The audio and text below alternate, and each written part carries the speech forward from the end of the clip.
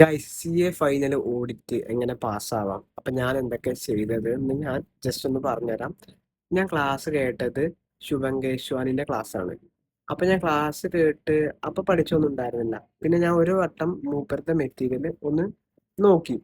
പക്ഷെ അപ്പൊ എനിക്ക് മനസ്സിലായി അത് കുറേ ഉണ്ട്. അതിൽ ആവശ്യമുള്ളതും ആവശ്യമില്ലാത്തതും കുറേ പഠിക്കാനുണ്ട്. നമ്മുടെ സ്റ്റഡി മെറ്റീരിയൽ അതേപോലെ കോപ്പി ചെയ്ത ഒരു മെറ്റീരിയലാണ്, ഒരു ബുക്കാണ്. സോ നമുക്ക് എക്സാമിന് തലേദിവസം എങ്ങനെ പോയാലും പഠിച്ചെത്താൻ കഴിയില്ല. ഒരു ആവറേജ് സ്റ്റുഡന്റ് എനിക്കൊന്നും കഴിയില്ല. സോ ഞാൻ എന്താ കാണിച്ചത്, ഞാൻ ഒന്ന് അന്വേഷിച്ചപ്പോൾ എയർവണിന്റെ ബുക്ക് ഉണ്ട്. അവരുടെ മെറ്റീരിയൽ കുറച്ചുള്ളൂ പഠിക്കാൻ. അപ്പൊ നമുക്ക് എക്സാമിന്റെ തലേ ദിവസം ഫുള്ള് റിവൈസ് ചെയ്യാൻ കഴിയും, ഫുൾ പഠിക്കാൻ കഴിയും. അപ്പൊ ഞാൻ ആ മെറ്റീരിയലാണ് നോക്കിയത്. അടിപൊളി ബുക്കാണ്. അതേപോലെ പ്രൊഫഷണൽ എത്തിക്സ് പറഞ്ഞ ചാപ്റ്റർ ഉണ്ട് തോന്നുന്നു. ഏകദേശം അതെന്തോ പേര് ഓർമ്മല്ല തന്നെ.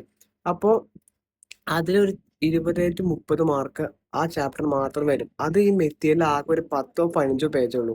അത് പഠിച്ചു കഴിഞ്ഞാൽ ഒരു 20 മുതൽ 30 മാർക്ക് ഷുവർ ആണല്ലോ.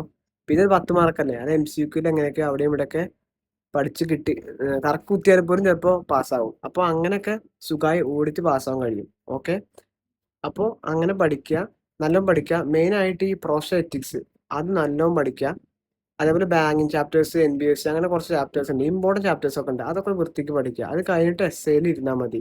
ഓക്കെ, ചിലപ്പോൾ എസ്സേ പറഞ്ഞു കഴിഞ്ഞാൽ നമുക്ക് കുറേ ഉണ്ട്. അതുപോലെ നമുക്ക് ചിലപ്പോൾ ചോദിച്ച കറക്റ്റ് എസ്സേ നമുക്ക് എഴുതാൻ കഴിയില്ല. അവരങ്ങനെ ഡയറക്റ്റ് എസ്സേ ഇതാണ്, ഇതിലെന്താ പറയണത് അങ്ങനെ ചോദിക്കില്ല. അവർ ക്വസ്റ്റ്യൻസ് ഒരു സ്റ്റോറി പോലെ തന്നിട്ട് ഇത് ഏതാ എസ്സേ, ഇതിൽ എന്തൊക്കെ പ്രൊസീജിയേഴ്സ് വരിക, അങ്ങനെ അവൻ ചോദിച്ചിട്ടുണ്ടാവുക. അപ്പം നമുക്ക് കുറെ കഴിയില്ല. പക്ഷേ പ്രോസ്റ്ററ്റിക്സ് അങ്ങനത്തെ ചാപ്റ്റർ ഒക്കെ ഡയറക്റ്റ് ക്വസ്റ്റ്യൻസ് വരിക. ഇതെങ്ങനെ ചെയ്യുക, ഇത് ഏതാണ്, ക്ലോസ് ഏതാണ്. അപ്പോൾ അത് നമുക്ക് സുഖമായി പഠിക്കാൻ കഴിയും, അല്ല എഴുതാൻ കഴിയും. ഓക്കെ, അപ്പൊ അങ്ങനെയൊക്കെ നോക്കുക. ഓഡിറ്റ് എല്ലാം പഠിക്കുക, മെയിനായിട്ട് റിവിഷൻ ചെയ്യുക. 2-3 വട്ടം എക്സാമിന് മുന്നേ റിവൈസ് ചെയ്യണം ഓഡിറ്റ്. ഓക്കെ, അപ്പൊ ഇങ്ങനെ ചെയ്ത് കഴിഞ്ഞാൽ ഓഡിറ്റ് സുന്ദരമായി പാസ്സാവാൻ കഴിയും. അപ്പൊ എല്ലാവരും എയർവണിന്റെ ബുക്ക് വാങ്ങണം. ഇതൊരു പ്രൊമോഷൻ വീഡിയോ ഒന്നും അല്ല കേട്ടോ, ഞാൻ എൻ്റെ എക്സ്പീരിയൻസ് പറയാണ്. എയർവണിന്റെ ബുക്ക് വാങ്ങിക്കഴിഞ്ഞാൽ സുഖമായി പാസ്സാവാൻ കഴിയും. കുറച്ചുള്ളവർ പഠിക്കാൻ. Okay, bye bye.